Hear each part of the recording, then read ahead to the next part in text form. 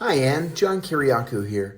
Thank you for your excellent question. What do people usually understand too late about how leaders and people react under pressure? Wow, we could talk about this for an hour. There were a couple of things that I learned in the course of my CIA career about what people usually either don't understand or understand too late about how leaders and people react under pressure.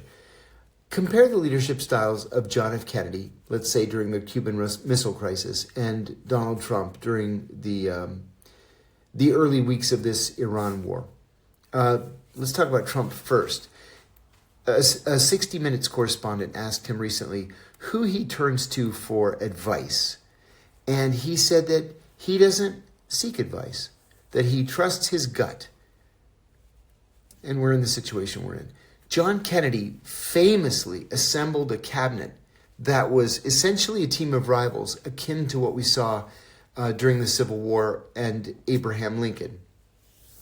This team of rivals was free to advise the president and to disagree with one another, to the point where it was these competing ideas under pressure that enabled Kennedy to survive the pressure of the Cuban Missile Crisis and talk his way out of it, negotiate his way out of it with the Soviet Union.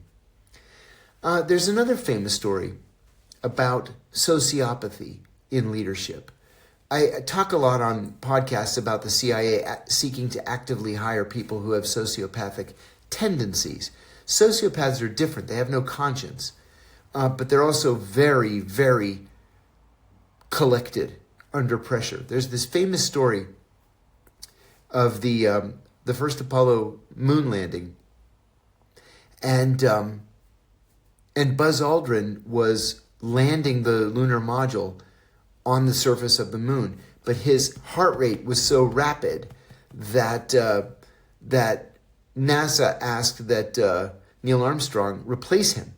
When Neil Armstrong took over the controls of the lunar module and began to land it himself, his heart rate actually went down.